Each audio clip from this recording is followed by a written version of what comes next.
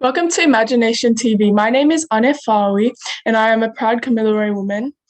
And what makes me who I am is my family and my culture and my passion for fashion and design. I believe that design can help us to make progress in many ways that other things cannot. Design is a way for many of us to express ourselves and can also make a difference. I believe design is not only about how it is made, but why it is made. Today is Hoodie Day, and we are exploring the idea of fashion for a fairer world. This Hoodie Day, we are making space for young emerging First Nations artists. By wearing the hoodie, you join thousands of others who have worn it as a unifying symbol of the movement that is AIME, an Indigenous-led solution to problem of educational inequity. We know that art is the potential to transform the stories we live by. We believe that fashion can be a catalyst for a fairer world. We, young people pushed outside the margins, have a place in the art, fashion, music, and all other spaces of Australia and the world. This year's hoodie features an amazing artwork by Maddie Williams on it, and it is the first of our Making Space hoodies. Maddie is the first of what we hope will be hundreds, if not thousands, of First Nations artists that AIME is helping to build a bridge into the art world. Any young person who feels like they are outside of the margins can now apply to be a Making Space artist and build unlikely connections to start their journey into the world of art. Our hoodie is the canvas for these young artists to leave their mark on the world stage. Here's to you, and here's to Hoodie Day 2021. We invite you all to come together from different walks of life to meet in the middle, imagine, and make a fairer world, to make space for young people ready to become artists.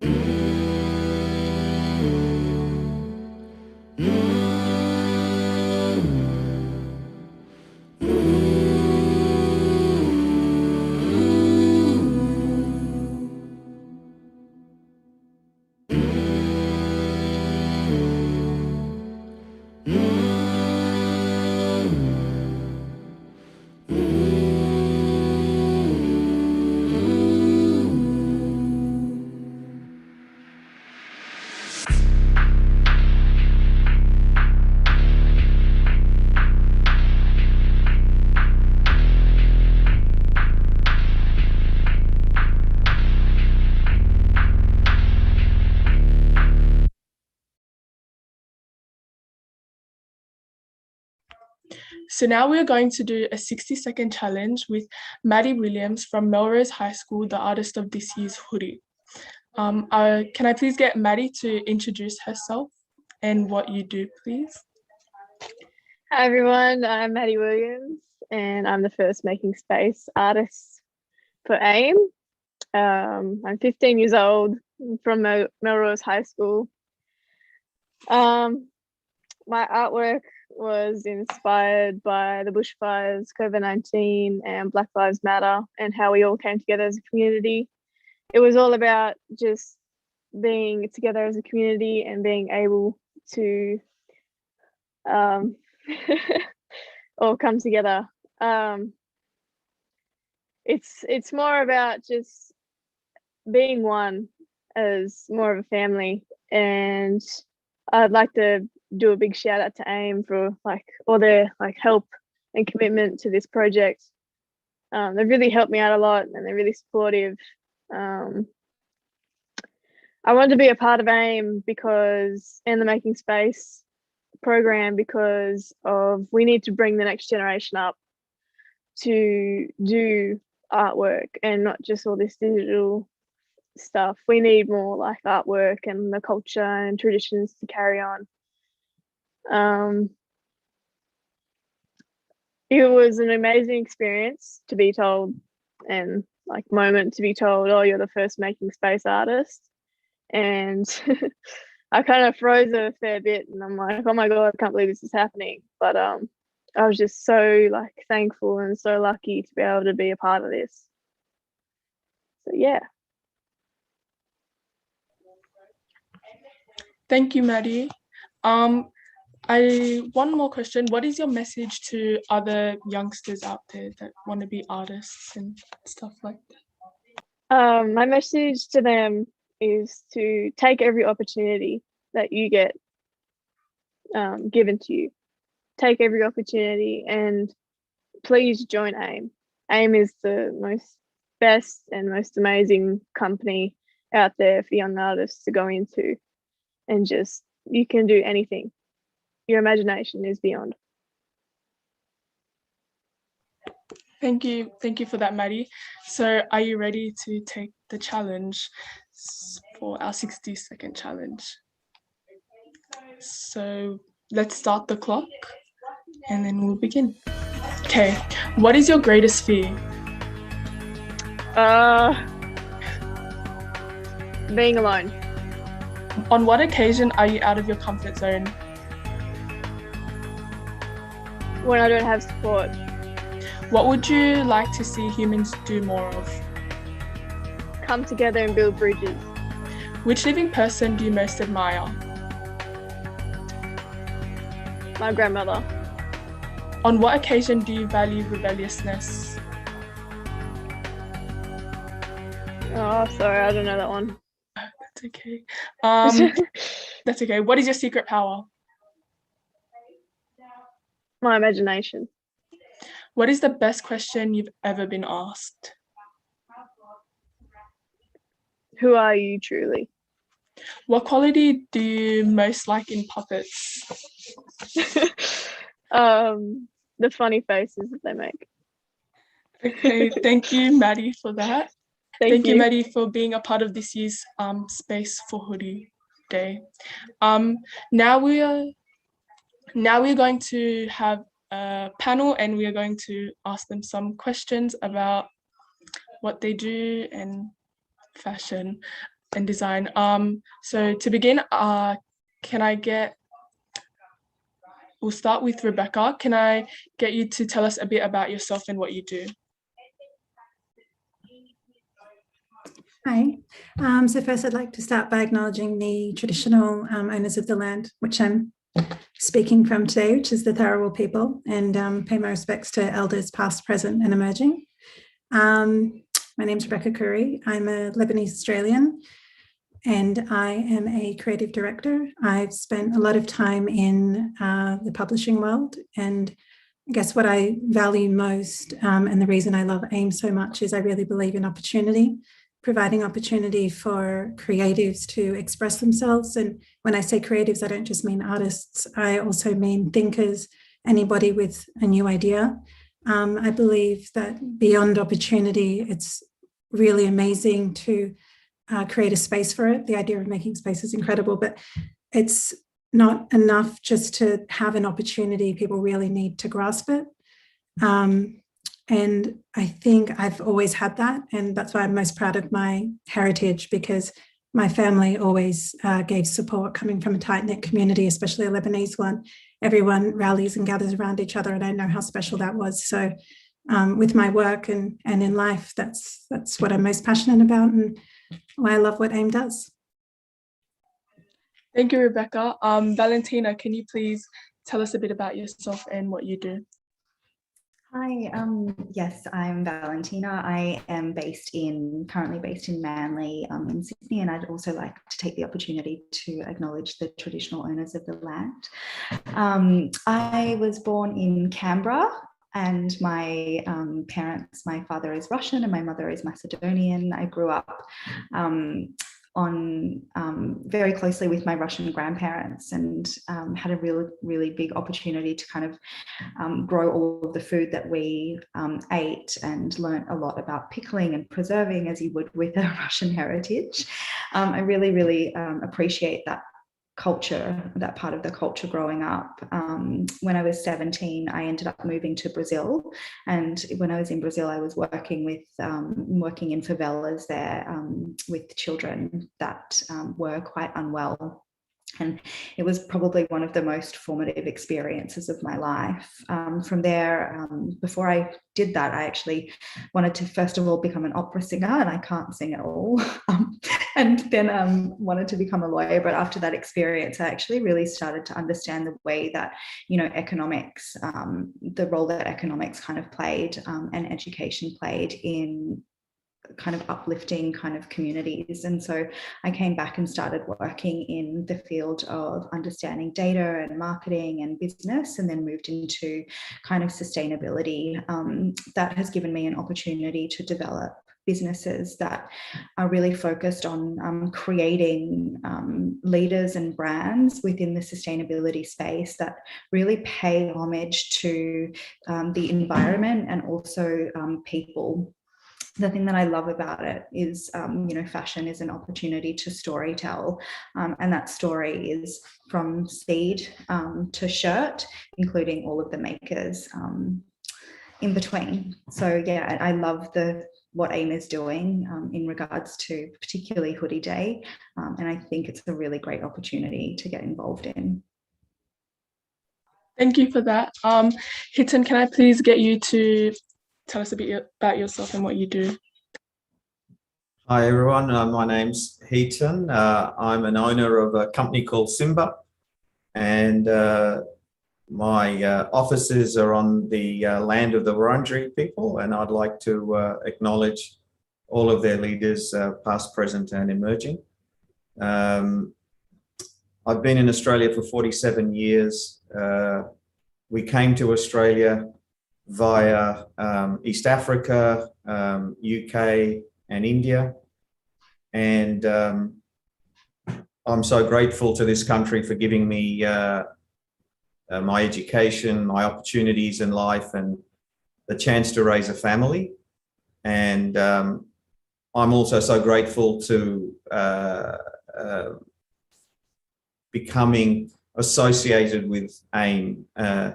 And through AIME, they help me fulfill a desire to repay a debt that I owe Australia and the First Nation people here. So very, very grateful for that opportunity. Yeah, I think that's a lot about me already. But as a Indian background, my mother and father are both Indians. Family is huge, and I have extended family, both from a relationship, from a family point of view, from a business point of view, and I'm so grateful now to include the AIME family as well. Thank you.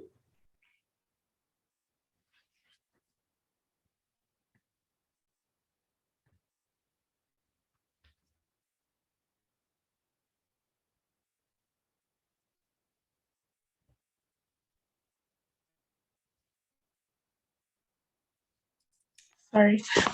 Thank you. Can I please get Shyaka to tell us a bit about yourself and what you do? Thank you. And, my name is Shyaka, Farid Lwanyaaga. I'm a Ugandan of Rwandan descent.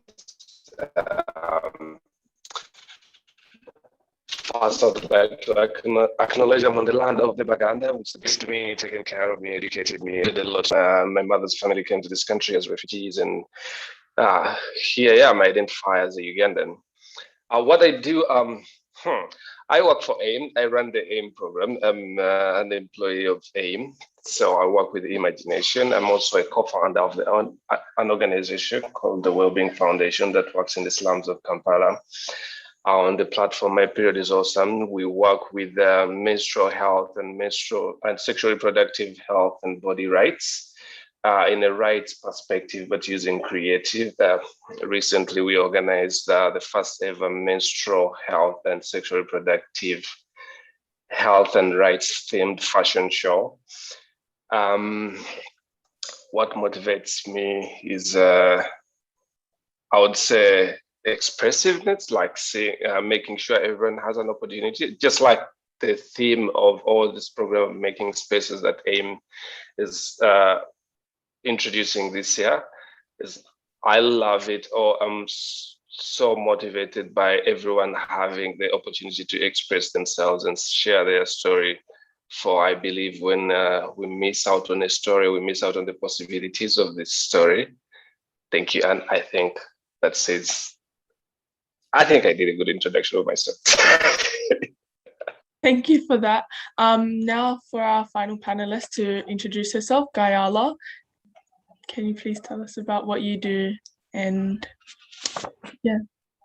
Wonnarua, my name is Guyala Bayles, and before I start, I wanted to acknowledge the First Nations people on the land on which I get to work and live from, which are the Yagara and the Turrbal people. I also want to pay my respects and acknowledge the elders, both past and present, and also to your ancestors and to my ancestors, I want to acknowledge and pay my respects to as well. I am a Birri, Gubba and Wonnarua model, poet, actress, and inspirational speaker. I love what I do, and I think the reason why I do the things that I do is because I grew up in a family that taught me how to be strong in who I am, and taught me to be strong in my identity, and taught me my culture and my songs and my dance. And I think I'm very inspired by that, to then show that to the younger generation and to teach them to, you know, love themselves and to heal themselves and to be who they are and be proud of it, and don't be ashamed of the color of their skin or where they come from. So I think, yeah, that's what I value most, is inspiring and motivating the younger generation, and bringing my mob up and showing them that we can do anything with the power of our minds. So that's me. Thank you for that. So now we will start with the questions for our panelists. So Valentina, the first question is for you. What first got you involved in the fashion world? Ooh, interesting question. When I was younger, my grandmother, she had a sewing room. And I feel like that was probably my touch point. I'm not really sure whether you can categorize that as fashion. I would probably lean into style, which is something that you can personalize. And we used to basically like sew our garments and make like knit a lot. And then also when I was going to Russian school, there were all these beautiful kind of garments that we wore when we would get up on stage and perform. So I've always kind of really had like a cultural association, I guess, to fashion, and I guess like also the identities that it can kind of help you relate to. Thank you. So we'll go to the next question. It's for Hiten. What does making space mean to you? When I think of making space, there's an assumption that someone has power, and you're asking that person either to make space for another generation or group of people, or if you've got your own power, you make space for yourselves. So what I love about society today is that we don't need to ask someone to make space for us anymore. You know, with the use of and I think Valentina brought this up yesterday, with the use of Instagram and the use of TikTok and I don't know, all the other platforms that exist for the youth of today to take their own space and create their own stories without asking for permission, I think is phenomenal.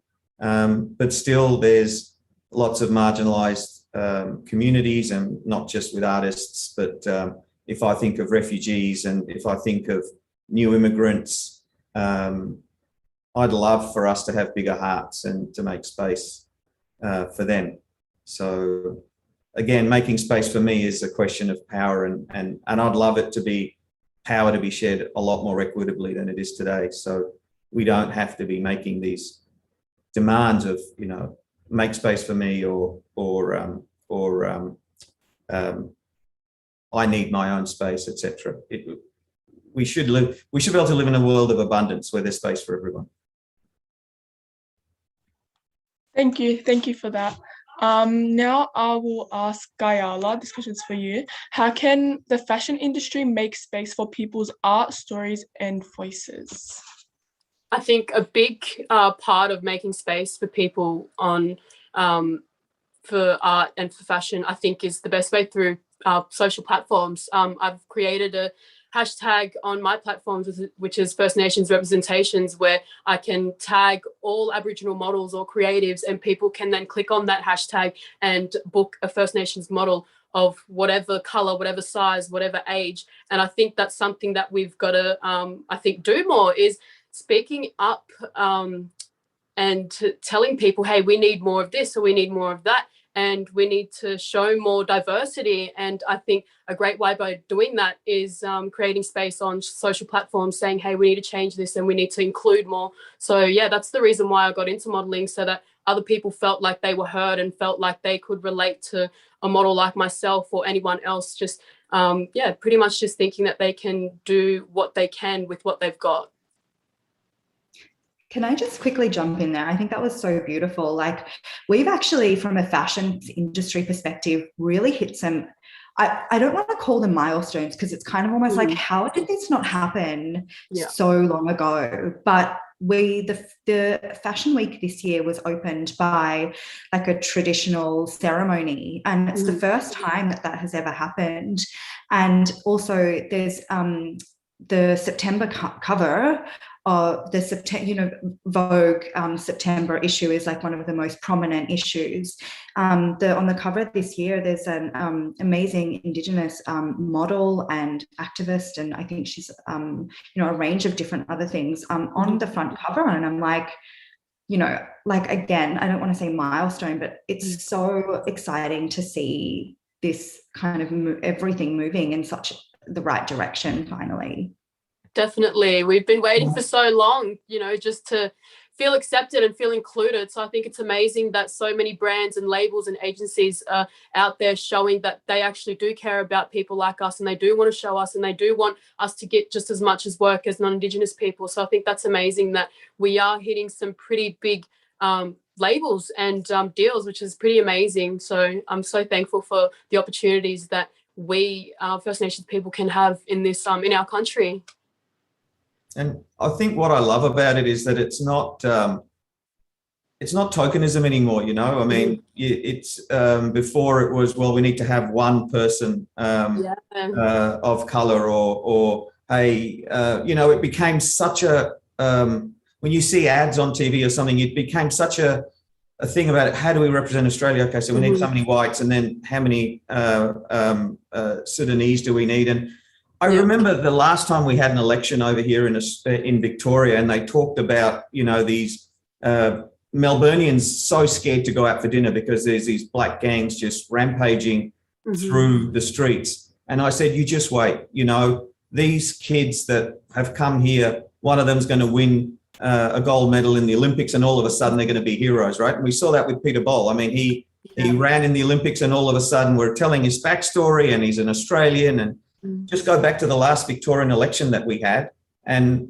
that same community was marginalised as gangs. So I love, Guyala, what you said you're doing is just making it less about tokenism, because you belong, and why do we allow other people to define what fashion is, or what beauty is, or what this is, or what that is, what that look is meant to be? No, it's what we love and what we want it to be. I love what you've done. Thank you so much. I agree with that 100%. Don't be afraid. Don't let anything limit you. Just go out there and make the change and be the change yourself, because you're the only person that can do what you do, and no one else is unique like yourself. So don't be afraid to do what you want to do. So that, yeah, that's amazing. Thank you, guys. So the next question is for Shyaka. How do you think the fashion industry could help create a fairer world? Thank you. And I think fashion as itself is a communication tool. It has so much power because fashion is expressive. Fashion could be used to tell stories and like breed. I'll give an example. This show, this IMAGI-NATION TV episode today is about fashion. See how many of different panelists, you, the host, we are all from different worlds. And this is bringing us together to talk about how better the world can be. Already starting the conversation on how a fair world can look like, or what fashion can contribute to involve marginalized groups or First Nations people. So I think fashion has that power to start conversations or to communicate and tell stories of the unfairness and how we can make it fair. So I think fashion in that way has the power to scream like, hey, this is wrong and we need to do it. As a communication tool, I think that's how it can contribute to creating a fair world, starting the conversations and representing stories. Thank you for that, Shyaka. Now this question is for Rebecca. We know the fashion industry is a large polluter of the world. How do you think we can combat that negative effect on the environment? That's a very true statement. Fashion has been for the longest time fast. It's been very fast, and it's been very much about expression. And I think it's been pushed that to have an individual style, you have to keep changing and wearing new things. And the idea of pushing product has really contributed to, fashion being a huge polluter. Like everyone's been talking about, fashion is a great way of expression. I think education is the best way to combat it, educating people that, upcycling is a great tool, making something your own, re-wearing, passing it down to people, shopping vintage, but also communicating to the brands that you buy with that you know where your clothes come from, that you don't want to wear materials that are harmful to the planet, that you don't want it to be produced in workshops that don't follow ethical standards. Just being a conscious consumer and making the effort on your side to be aware of what's happening, that's the first step.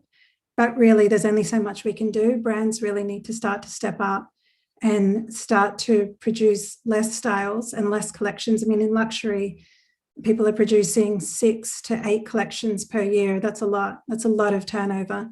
So I think just re-educating that, style is something that's a signature to you and can be slow, and really promoting slow fashion is quite a simple and effective way of going forward. Because no matter how many ethical brands come out or new sustainability practices, at the end of the day, we're still pumping things out. So I think what we really need to do is slow down. And that would be the first step into, the fashion industry making a difference. Thank you for that, Rebecca. My next question would be for Valentina. What do you predict fashion will be like in 50 years? Oh my God. Oh my gosh. Hopefully we're not having these kind of conversations anymore. I feel like, talking about diversity, inclusion, like all of that should be normal, right? I think, 50 years. I don't know. I mean, we just watched the climate report, like they got the climate report last night, and I was like, I don't know where anyone's going to be in 50 years. Like, it's actually quite, intimidating. If you watch Star Trek, everyone just wears the same thing, right? Everyone's just wearing the same thing. There's no color. Everyone now gets judged on what they bring to the table rather than how much they stand out with what they wear. So perhaps that's where it goes in 50 years. True. Do you know what? I actually really liked what Rebecca was saying before, just in terms of like the concept of fashion over style, which is kind of why I referenced, like, you know, when I was growing up, like knitting those costumes, it was definitely style over fashion, because it definitely wouldn't have been fashionable, right? Walking out with like a knitted whatever at that stage, going to high school, it wouldn't have been fashionable. I think that if we start to look at style as an authentic way of expressing ourselves, we start to kind of lean into, you know, brands that might be, you know, catering to that. And there's a lot of opportunity, especially from a cultural perspective, to weigh in, I think, on those cultural influences that each different culture has, you know, its own unique identity in that way. And so, yeah, I don't know, I really like the concept style over fashion rather than everything being prescribed. Yeah. And I think, going back to what Rebecca said, I think we would actually be shocked if we saw where all of this fast fashion ended up. You know, I somehow or the other, we need to make this visible to everyone before we get to that stage of, well, I don't want to add to that pile. You know, if you look at all of our tips and all of that, where are they? They're just out of sight, out of mind. We've got no idea what we throw and where it goes and where it's buried, but all of this stuff that ends up back into the third world because we think we can repurpose it. Let's send it there. Let's send it there. We'll repurpose it. I'm not sure which show it was, whether it was Foreign Correspondent on the ABC or another show, but they actually showed where all this stuff ended up, and it was mind-boggling, like mind-boggling. And I thought, well, if everyone saw that, surely they'd think twice before buying, you know, another $2 T-shirt from somewhere. Thank you for that. So our next question, I will ask Guyala. What does making space look like on social media? So making space on social media for me, I think, is being loud, being proud, and not being afraid to use your voice and to say the things that you need to say, but also creating a safe place where people can feel loved and people feel accepted and people feel like they're not left out. So I think the way that we can do that is by speaking up against, you know, the prejudice, and speaking up against the racism, and speaking up against the discrimination, and including everyone, whether it be through a hashtag or through a post or through a caption, through a story. There's so many simple ways that we can create a safe place for people to feel accepted on many different social platforms, I feel.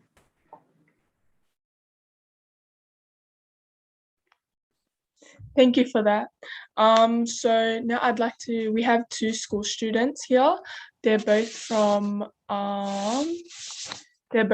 Sylvania High.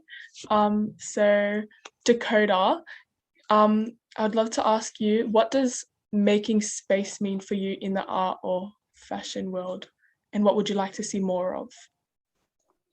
To be honest, I don't really know what it means, but what I would like to see more in the fashion world is like more Aboriginal like clothing, like with artworks or even like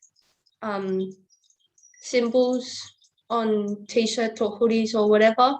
It would be really cool to like see people wear them, even though like they can be Indigenous, but like if other like un-Indigenous people wear it, they like it would be like more cool for them to wear it. And yeah. Thank you for that, Dakota. I would also like to ask the same question to Mikayla as well. What does making space mean for you in the art fashion world, and what would you like to see more of? Well, it's hard to explain. Let me try and think. Making space means to me, I guess, involving like everyone to help out, if that makes any sense. And as Dakota said, I'd love to see a lot of more Aboriginal designed fashion, like whatever it is, like a hoodie, a t-shirt, hat, anything. It'd be really cool to see people wearing stuff like that because it embraces our culture. Yeah. Thank you for that, Mikayla. So for my final question is, does any of our panelists have questions for someone else, like someone else on the panel? I actually have one for Guyala. So there's a lot of talk in fashion. People are sometimes confused as to when it's appropriate and when it's not appropriate to wear Indigenous designed clothing or slogans. And I think a lot of people who are really interested in it and want to wear it are quite conscious of not stepping out of bounds or maybe not representing in the right ways. So what would your advice be to anyone who really wants to wear Indigenous designed clothing? Wear it, go and wear it, whether you're Aboriginal or not. I think people are too scared of asking the wrong question, when I think you should just go and wear it. Don't be afraid. I think, as personally, I can't speak for my people as a whole, but personally, I love seeing a non-Indigenous person rep whatever design it is from whatever Black artist that it came from.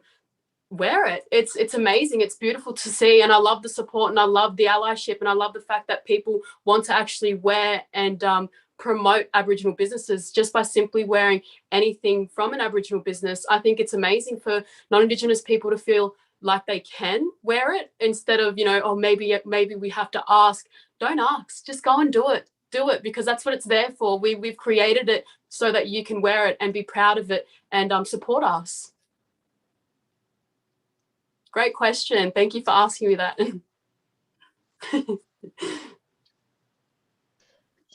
Can I add something onto that? To add on what Guyala is saying, this is a thing about clothing, and this is something I love about AIME. When I joined AIME, it was at AIME Institute in Sydney. I did not see anyone in a suit. I was like, this is a global corporation. I expected people to be in suits and all this, and I just saw people in hoodies and shorts and singlets with all this Aboriginal print and all that stuff. So when I went back to Africa, that's the same style I went back with. And for the last 4 years, I love it. I love it. It's making a statement, it's about comfort. It's not the dressing. So also me to echo Guyala's answer. Wear whatever you want to wear, wear that Aboriginal print, whenever it is, whether it's a man and what, it's liberating, and maybe it's a way of saying this is what I'm comfortable with. It does not represent or whatever you're comfortable with or what society defines as proper clothing for does not have to be maybe a suit or some plain boring, so I love that. I just wanted to echo that and be wear whatever you want to wear any day. Yes, that's it. You don't have to be Aboriginal to wear Aboriginal designs unless it's ceremonial practices, then obviously you shouldn't wear that if it's for ceremonial purposes. But if it's not, go out there and wear it. You don't have to be Aboriginal. Just rep it and be proud of it, because we love it. I love to see it.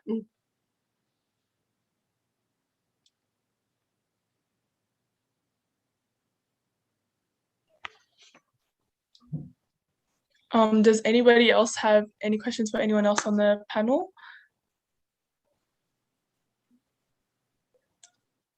Maybe something I wanted to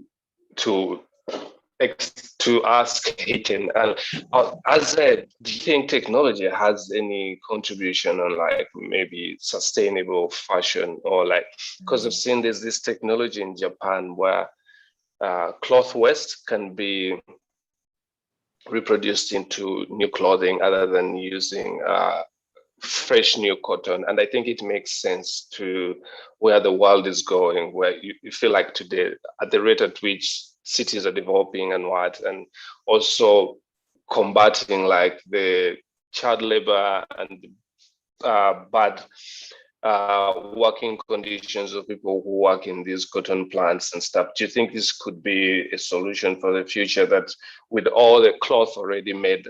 Because if I remember well, about 100 billion pieces of cloth get made every year. Do you think this could be the future where we don't need to use shred and make cloths out of the cloth waste already existing? I think technically cotton is really hard to reuse because cotton is a fiber. Every time you wash it, every time you use soap and bleach, etc., what you're actually doing is stripping a layer of cotton off. So it becomes, after use, it becomes weaker and weaker, and it fibrillates a lot, which means it cracks. So cotton would be something difficult to reuse, but that's not to say that you can't recycle the cotton, because what you do is you make cellulose powder out of it, and then you get to use that in things like paint thickener and things like that. You don't have to make that from scratch. So there's other ways to repurpose recycle cotton. But the synthetic fibers like polyester, etc., they are really easy to reuse because washing doesn't degrade them, it doesn't weaken them, it doesn't cheapen them. So if we could get a technology, and really the cost associated with that is around the freight, right? The technology already exists to separate the fibers and to repurpose them. But you imagine now the freight to go from all the way wherever you're collecting all of this to bring that freight down into this place of recycling. And then you create from the polyester cloth, you go back to the chip form and now send that back out to all the countries which are going to extrude the chip into the fiber again. Right now, it's a question of cost. The technology exists. But as we demand more and more and more from, as we demand responsibility from our corporate leaders, that cost becomes minimal, right? The cost is expensive because so few are doing it. As long as we get more and more people doing it, it's like computers. When computers first came out, how expensive were they? And now the demand is huge. How cheap do they become? The same thing will become for recycling. The cost today is big, but it will get smaller. Plus, there's so many different ways that the technology in textiles is making a more sustainable future for us. Just the other day, I was reading about this dyeing process they've invented that uses no water. Now, that is absolutely revolutionary, because if you imagine how much water and chemicals are used in the dyeing of fabrics, it's enormous, right? I mean, we're talking about liquor ratios of around 12, 13, 14 litres per kilo of fabric you want to dye. So, and that water is hard to reuse. I mean, there's lots of recycling facilities, etc., because you've got to take the colour out, the chemicals out, and now what do you do with what's left over? Imagine if we could dye without water. That's going to be a game changer as well in terms of sustainability. But yeah, I mean, technology is our solution. It is. We'll always want to clothe. We'll always want to look good. And now it's the technology that we use to use less energy in creating, use less water in creating these products, and to find a way to recycle and repurpose. I just wanted to add to that. I think it's really such an interesting question, because there's definitely a lot of innovation that's taking place in terms of, the intersection of textiles and technology. So there are actually now opportunities to source recycled cotton on the market, which is actually a really exciting development. But again, those sorting processes, etc., from a scale perspective, it's really difficult. One thing I wanted to say was we're actually now moving towards regeneration. So we're going past that technology phase. There's that circularity that technology helps with, but now the industry is really talking about regeneration from a land perspective. So looking at biodiversity. And the reason why I wanted to bring that up is because regeneration is essentially an Indigenous farming practice. And so now we're starting to kind of lean back into these traditional methods of farming that regenerate the soil, that regenerate the water, that regenerate the earth. And that's actually what's going to get us to moving towards that climate-friendly textile industry. So it's almost kind of like there's that technology aspect, but now we're also starting to lean into like traditional regenerative Indigenous methods, which is really pretty exciting. I agree with you too, Valentina. I think it's important that we start looking back at our First Nations people on which land that we work from and live from, that we need to actually start living back in our old ways and start asking questions. Hey, how did they do it? What did they use? And why did they use it? So I think that's really important that you touched on that subject. So thank you for that. That's awesome.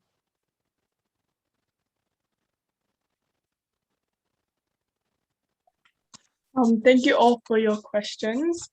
Now this is just a question for everyone on the panel to just give a quick 10-second message to what is your 10-second message to kids around the world. We can start from Hiten, and then we'll go to Valentina, Rebecca, Guyala, and then Shyaka. Break every mold that exists. Don't hold back. Just break every mold. Just because we did that for 50 years doesn't mean we've got to do it for the next 50. Yeah, I like that. Mine would be, keep persevering, keep being resilient. You're going to hear no, no, no, and one day there'll be a yes. And if there isn't, you'll make it. You'll make it yourself. So just keep persevering and jump into that resilience side of yourself. I would say to them, trust yourself, trust your DNA, your ideas. No one else is like you. It's impossible. We're all different. And who wants to be like everyone else when you can be a free spirit and an individual? More people will respect you and you'll get a lot further. I think don't let anyone tell you that anything is impossible.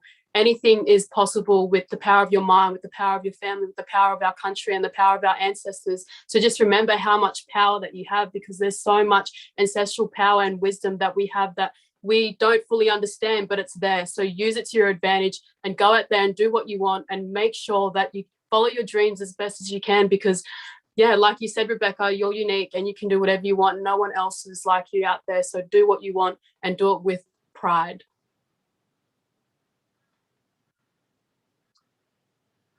Cool. I would say imagine what's possible and tell your story. Don't let anyone tell your story for you. Tell your own story, own it, and live it with a smile. That's what I would say to the young people out there.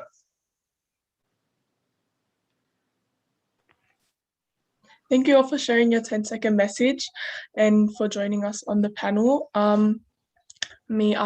Myself and fashion, I don't know, growing up as an Indigenous woman, I guess it was kind of hard for me growing up as I'm like mixed. I'm Islander and I'm Indigenous, so I never really knew much about my Indigenous culture because of like things my grandparents went through being part of the stolen generation and stuff. And I guess I was always interested in it, and some people would try and tell me like, no, you can't be Indigenous, or like you don't know anything, so like why do you care? And I guess like seeing, like I love Indigenous art and how like it tells stories and how we use them and how everybody can wear them and show off our culture to everybody else, I guess, like, and that's what brings me more into like Indigenous fashion especially, and seeing First Nation artists doing their thing. It makes me so happy and proud to be an Indigenous woman.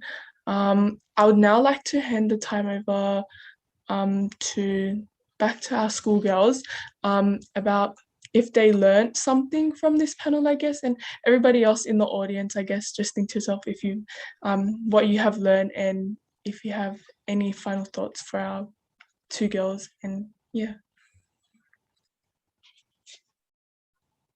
We'll start with Mikayla. You can.